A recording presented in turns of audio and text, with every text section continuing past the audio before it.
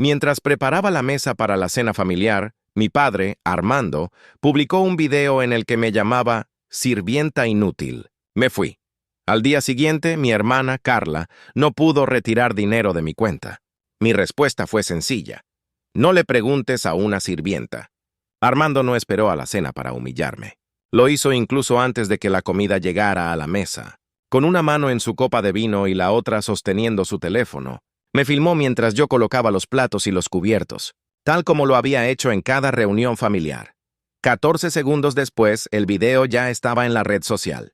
El pie de foto decía, «Miren a esta fracasada». Siempre fue una sirvienta. Mis hermanos se rieron. Mi madre, Patricia, desvió la mirada. Yo me quedé allí, con la servilleta en la mano, sintiendo cómo me ardía la cara mientras la casa se llenaba de una risa que no era la mía. No dije una palabra. Tomé mi bolso, salí por la puerta principal y no miré atrás. A la mañana siguiente sus teléfonos sonaban por una razón diferente, porque la sirvienta de la que se burlaban finalmente había dejado de servir. Antes de contarles el resto, díganme desde dónde están viendo esto. Así sé que no soy la única que ha tenido que alejarse de su familia para encontrar la paz. Las reuniones familiares siempre habían sido iguales en nuestra casa. Los mismos platos para las botanas, el mismo ruido del partido de fútbol que se filtraba desde la sala, la misma regla no dicha en voz alta. Yo trabajaba, ellos observaban. Cada año me decía a mí misma que estaba bien, que mantener la paz era mejor que empezar una discusión. Pero esta vez algo se rompió en el momento en que Armando le dio a publicar. Ni siquiera me miró después de subir ese video. Solo se rió y dijo, «Relájate, Sofía, es una broma». Carla resopló sin levantar la vista de su teléfono. Ricardo murmuró algo sobre que yo necesitaba tener sentido del humor. Y Patricia, mi madre, solo miraba fijamente el horno, fingiendo que la cena necesitaba toda su atención. Eso es lo que siempre hacía, fingir. Yo había sido la solucionadora de problemas de la familia desde que tengo memoria, la que trabajaba en 2 empleos, pagaba pequeñas deudas, prestaba dinero, se mantenía callada. Cuando las facturas se acumulaban, yo intervenía. Cuando mi hermana sobregiraba su tarjeta, yo lo cubría. Cuando mi padre quería una nueva parrilla, yo la pedía con mi tarjeta. De alguna manera, la responsabilidad se convirtió en servidumbre. Esa noche, sentada sola en la encimera de la cocina de mi tía Carmen, finalmente volví a ver el video. 14 segundos. Sin música, sin contexto, solo yo doblando servilletas. El pie de foto brillaba debajo. «Miren a esta fracasada». Siempre fue una sirvienta. Los comentarios eran peores. Emojis de risa, reacciones de corazón de gente que ni siquiera conocía. Mi hermano había comentado, «Al menos es buena en algo». Carla respondió con una cara riendo. Incluso un primo se unió. La clásica Sofía nunca deja de trabajar. Había pasado mi vida siendo útil, pero la utilidad no equivale al respeto. Carmen no dijo mucho cuando me encontró viéndolo. Solo me dio una manta y dijo, «No les debes ni un segundo más». Por primera vez en años creí que alguien lo decía en serio. No dormí. Me quedé sentada junto a la ventana, viendo cómo la luz de la calle parpadeaba sobre la entrada. Mi teléfono vibraba una y otra vez. Mensajes de Ricardo, de mi madre, incluso de mi padre. Cada uno más corto y frío que el anterior. Ninguno decía «lo siento». Ni uno solo preguntó si estaba bien. Por la mañana algo dentro de mí había cambiado. No era rabia exactamente, era la ausencia de ella, como el momento después de una tormenta cuando todo está en silencio. Pero sabes que el mundo no es el mismo. Cerré mi laptop, deslicé mi teléfono por la encimera y me susurré a mí misma, «Pueden reírse todo lo que quieran. He terminado de jugar a la sirvienta». A la mañana siguiente, el aire se sentía lo suficientemente afilado como para cortar los pensamientos. Salí antes de que saliera el sol, todavía con los jeans de ayer, el cielo magullado de gris. El porche de Carmen olía a café y a lluvia. Ella no preguntó qué había pasado. Ya sabía lo suficiente. Eso hacía que fuera más fácil respirar. Sin preguntas, sin fingimientos, solo silencio. A las 8 mi teléfono vibró de nuevo. Carla, su nombre iluminando la pantalla como estática. El mensaje era corto. «¿Por qué no puedo retirar monto de tu cuenta?» Ni un hola, ni una disculpa, ni una mención de lo que había sucedido la noche anterior. Solo un derecho adquirido, crudo y casual, como si me estuviera pidiendo que le pasara la sal. Miré la pantalla tanto tiempo que las palabras se volvieron borrosas. Luego me reí, un sonido seco y sin humor, que me sobresaltó incluso a mí. Había cerrado la cuenta conjunta horas antes, transfiriendo cada dólar que había ahorrado a una privada. Después de la publicación en la red social, después del silencio, después de años de ser la que pagaba, limpiaba y perdonaba, finalmente lo entendí. No me amaban por quien era. Me amaban por lo que hacía por ellos. Carla envió otro mensaje. ¿Hablas en serio? Necesito ese dinero hoy. Luego otro. Eres increíble, qué amargada. Mis dedos se cernieron sobre el teclado, pero no respondí. En cambio, me desplacé por nuestros mensajes antiguos, años de ella pidiéndome prestado y yo aceptando. Boletos para conciertos, reparaciones de emergencia del auto, una cena de cumpleaños que prometió dividir, pero nunca lo hizo. Todo estaba allí, un registro digital de cada vez que había dicho sí, cuando debería haber dicho no. Carmen entró ajustándose la bata. «Despierta tan temprano», dijo en voz baja. «Creo que acabo de despertar de un sueño muy largo», respondí. Ella no insistió en los detalles, solo asintió como si entendiera exactamente lo que quería decir. Al mediodía llegó el mensaje de mi padre. «Siempre ha sido dramática». «¡Madura!», ese no dolió. Confirmó todo lo que ya sabía. El mismo hombre que me filmó como un chiste ni siquiera podía fingir remordimiento. Fue casi liberador. Abrí mi laptop, comencé a ordenar mis finanzas, organizando facturas y estados de cuenta. Los números me anclaron. Eran lo único que tenía sentido. Lo que se ganaba, lo que se debía, lo que era mío. Mis ahorros ascendían a 21,364. Cada centavo representaba un pedazo de mí misma que nunca habían valorado. Ya no sentía ira. La ira era ruidosa, desordenada. Esto era más frío, más silencioso, como la calma justo antes de una quema controlada. Esa noche lo escribí todo. Fechas, capturas de pantalla, notas. No porque planeara una venganza todavía, sino porque necesitaba pruebas de que todo había sucedido, de que no había imaginado el patrón. Antes de dormir, puse mi teléfono boca abajo y susurré en la oscuridad: «Ya no soy su sirvienta». No fue una declaración, fue un hecho que asimilé. Para el domingo por la mañana, el silencio de esa casa comenzó a sentirse más pesado que cualquier insulto. Sin llamadas, sin mensajes, ni siquiera una disculpa falsa, solo silencio del tipo que zumba después de una tormenta. Ya no esperaba una rama de olivo, esperaba claridad. Y cuando llegó fue en otro mensaje de Carla. Esta vez no se molestó con un saludo. «Necesito el dinero ahora, no seas rencorosa». Mi pulgar se detuvo sobre la pantalla antes de que finalmente escribiera. «La cuenta está cerrada. No vuelvas a preguntar». Sin explicaciones, sin suavidad, solo la verdad. Unos segundos después aparecieron las burbujas de escritura, luego una ráfaga de mensajes, palabras como egoísta, manipuladora, amargada, y finalmente, la que me hizo sonreír: «Has cambiado». Tenía razón, lo había hecho. Pasé el resto de ese día borrando silenciosamente cada puerta que habían usado para llegar a mí, congelando tarjetas conjuntas, cambiando contraseñas, redirigiendo el correo. Cada clic, cada correo de confirmación, se sentía como desatar otro nudo que me había estado ahogando durante años. Carmen notó los papeles esparcidos por la mesa del comedor. «Estás limpiando la casa», dijo. «Más bien desalojando fantasmas», respondí. Ella esbozó una media sonrisa. «Bien, ya era hora». Esa noche empecé a acabar más profundo. No por rencor, sino por curiosidad.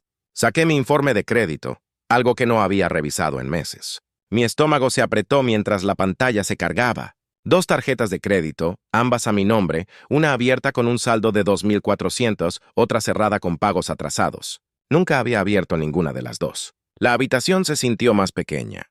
Por un largo minuto solo miré los números, mi pulso acelerándose. Luego imprimí todo.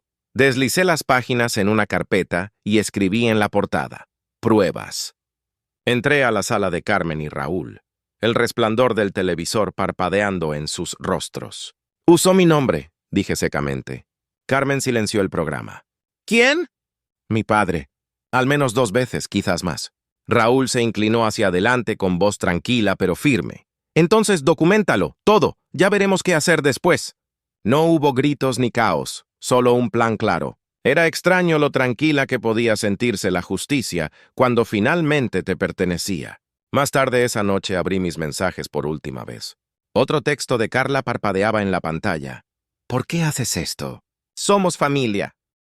Respondí con 3 palabras. No vuelvas a preguntar. Luego agregué otra línea. 5 palabras que no fueron planeadas, pero que se sintieron perfectas. No le preguntes a una sirvienta. Le di a enviar. Las palabras quedaron suspendidas en el aire como un espejo vuelto hacia su creador. Por una vez el silencio no era vacío. Era poder. No esperé a que nadie se disculpara. La mañana después de que le dije a Carla que no volviera a preguntar, puse todo sobre la mesa del comedor de Carmen. Papeles, capturas de pantalla, estados de cuenta, la prueba de una vida dedicada a pagar por personas que me llamaban sirvienta. Cada página contaba la misma historia. Ellos tomaban, yo daba, y cuando me detuve, me convertí en la villana. Raúl se sentó frente a mí leyendo en silencio.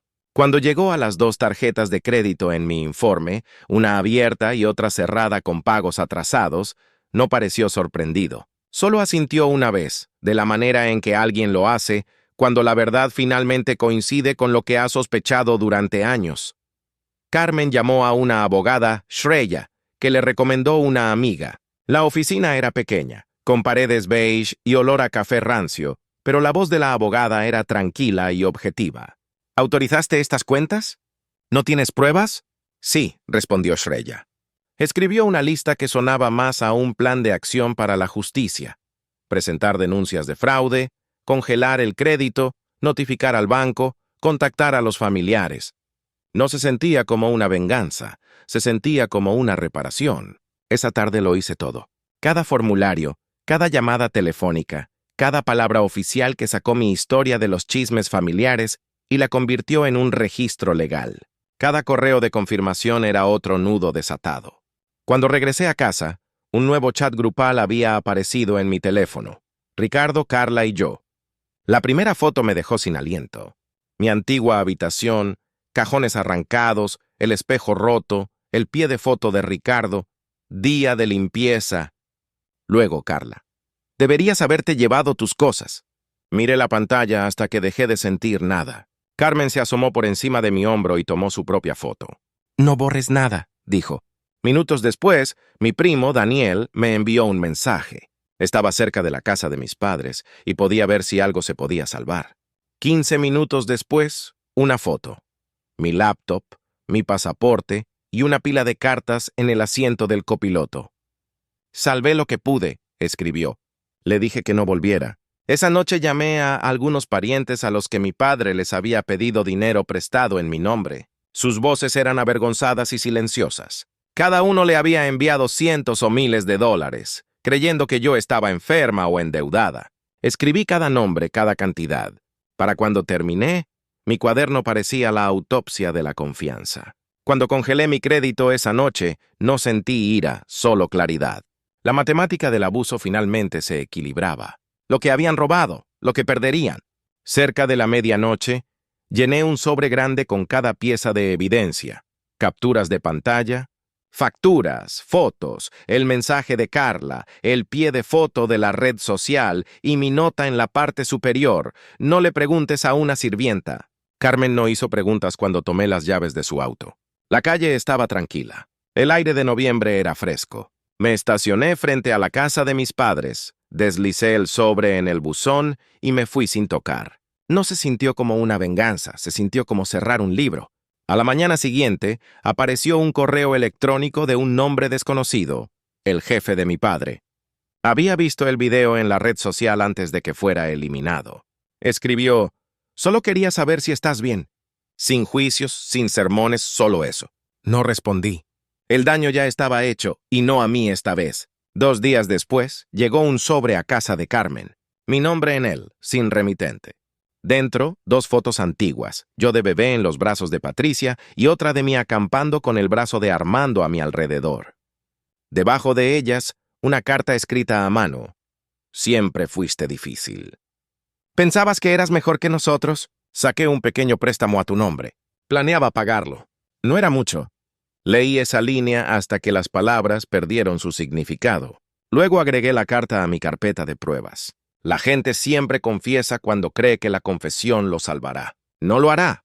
La abogada Shreya confirmó lo que ya sabíamos. La carta era una admisión de culpabilidad.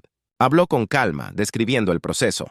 Denuncias presentadas, investigaciones abiertas, bancos contactados. Dijo que podría llevar semanas, quizás meses, pero que se mantendría firme. La verdadera justicia siempre se mueve lentamente. Para el jueves, Ricardo envió un mensaje. Hiciste de esto un gran problema. Estábamos bromeando. Ten la piel más gruesa. 10 minutos después, podemos hablar como gente normal. No respondí. Normal era su palabra para la crueldad cómoda. Esa noche, mensajes de Carla inundaron mi teléfono. Mensajes de voz, textos, una línea furiosa tras otra. Intentó abrir una nueva tarjeta de crédito y fue marcada por fraude. ¿Qué hiciste? ¡Arruinaste mi vida! Escribí una sola frase en respuesta. Aseguré la mía. Por primera vez sentí que el peso cambiaba. Finalmente estaban viviendo con consecuencias que no podían transferirme. Unos días después, Patricia llamó. Dejé que fuera al buzón de voz, pero luego siguió un texto. Hay algo tuyo que guardé. Daniel fue en mi lugar. Encontró una pequeña caja debajo de mi antigua cama, un enredo de fotos, recibos y al fondo, una libreta de ahorros. Mostraba un saldo que una vez superó los 3,000, retirado por completo la semana después de mi cumpleaños número 21. La firma de mi padre al final. Lo agregué al archivo. Cada trozo de papel era un paso de regreso hacia mí misma. Ese fin de semana, Ricardo pidió reunirse en una cafetería. Dije que sí, principalmente por curiosidad. Parecía más pequeño cuando entró, con los hombros caídos y la sudadera descolorida. Papá se está desmoronando, dijo antes de sentarse. Me contó que Patricia se había ido y había solicitado el divorcio. A Armando lo habían amonestado en el trabajo por mala conducta y ausencias. Dijo, «Vas a presentar cargos, ¿verdad?» No respondí. Siguió hablando de cómo le creyó a papá porque era más fácil, cómo se unió a las risas porque el silencio lo hacía sentir débil. Cuando se detuvo le dije, «No vuelvas a hablar por mí nunca más». Él asintió sin discutir. En el camino a casa, pasé por el río. Por primera vez se veía tranquilo en lugar de pesado. Mi teléfono vibró de nuevo. Otro mensaje de un número desconocido. Uno de los compañeros de trabajo de Armando. Escuché lo que pasó. La gente habla.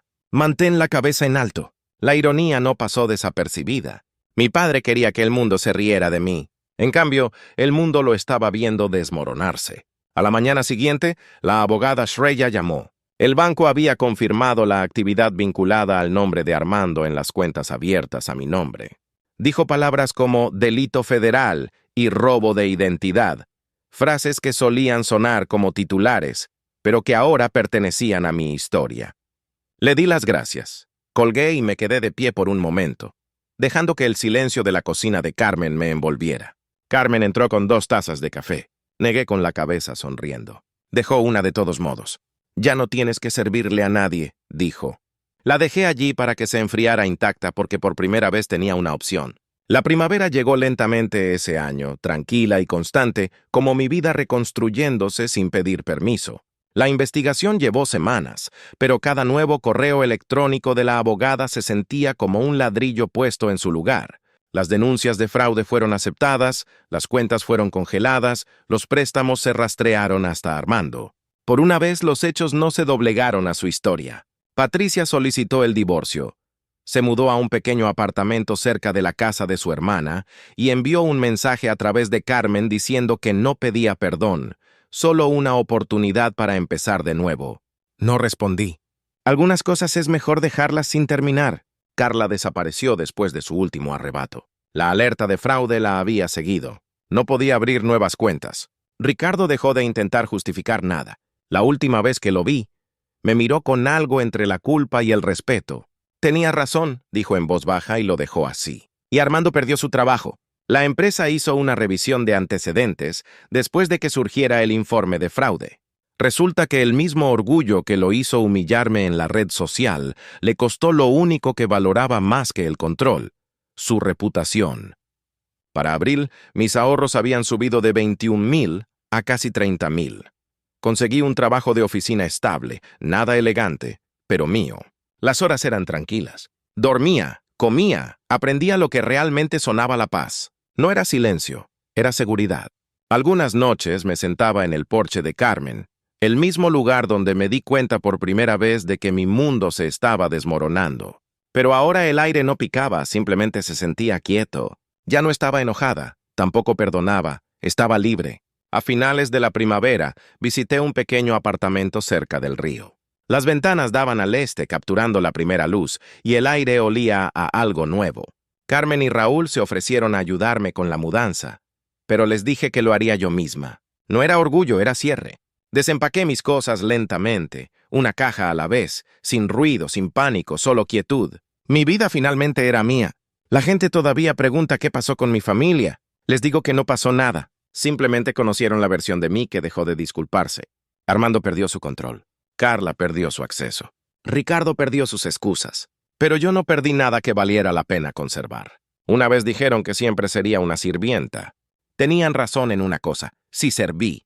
Serví acciones que nunca